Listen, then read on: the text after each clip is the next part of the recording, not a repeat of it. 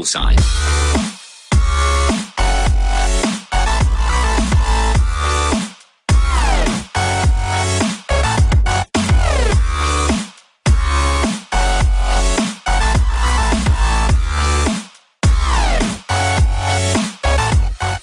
Takže čau lidi, zdravím vás opět Zedy a vítám vás u mého dalšího videa ze hry GTA 5 a dnešní video nebude takový let's play, ale dnešní video bude takový tutoriál, v kterém si ukážeme, jak pomocí bugu si vydělat $250 000 během 10 minut. Takže jdeme na to. No a co k tomu vlastně budeme potřebovat? No budeme k tomu potřebovat jedinou věc a to je nějaká loď s potápěckým vybavením. Jakmile budeme mít nějakou loď teda, tak dáme start, vybereme normálně mapu a podíváme se někam zde, kde se přibližně nachází ten bug. Takže nachází se to někde zde, takže děláme si zde waypoint. Tak, jakmile dorazíme na místo určení, tak vystupíme z lodi a skočíme do vody. Hned potom tady uvidíme asi nějakou ponorku, která tady je, no a doplaveme k ní. Jakmile k ní doplaveme, tak už tady můžeme vidět, že na nás takhle krásně bliká takový kufříček, který když vezmeme, tak se nám přesně přičte 25 000.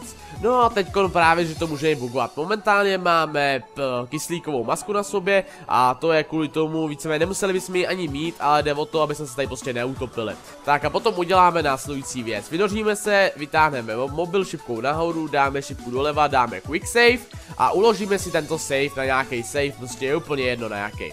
Tak přepíšeme ho, no a potom co uděláme, tak dáme start, dáme game a nahrajeme ten save, který jsme si teď uložili.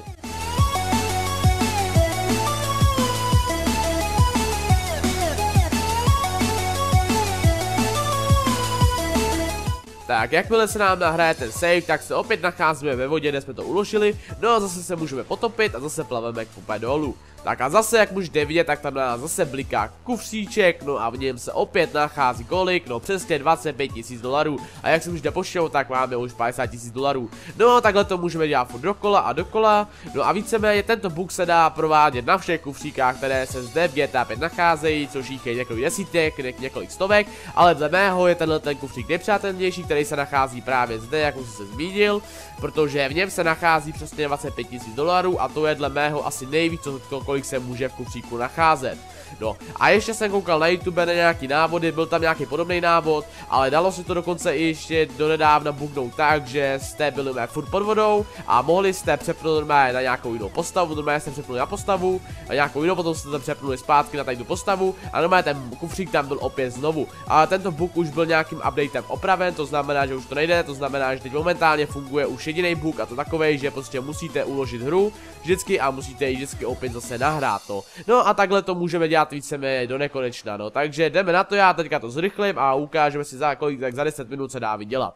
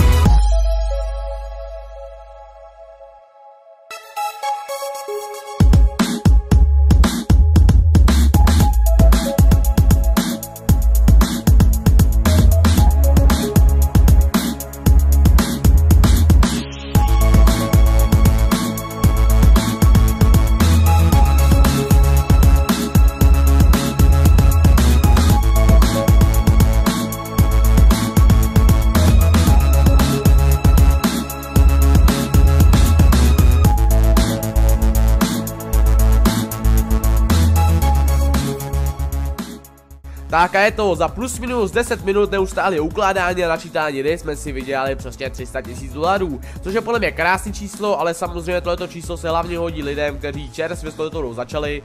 Potom až budete mít tu hru trošku víc rozehranou, tak to pro vás bude vyloženě pakatel, jelikož potom tady můžeme vydělávat ještě mnohem víc způsobama a i samozřejmě poctivýma způsobama, ne bugováním, kde můžeme potom vydělávat opravdu v řádech milionů, ale tomu se dostaneme třeba někdy jindy. Já vám teda děkuji za zhlédnutí tohohle videa, se vám tohleto video líbilo, pokud se vám líbilo a chcete víc těchto videí, tak mi napište komentář, případně zanechte like. No a ještě upozorňuji, že bonusové videa, bonusové fotky z GTA 5 můžete nalézt na mém Facebooku, což je facebook.com/zdlp, odkaz máte v popisku videjka nebo na konci videjka. Tak a já vám ještě děkuji za zhlédnutí, no a u dalšího videjka se mějte, takže čau. Čau.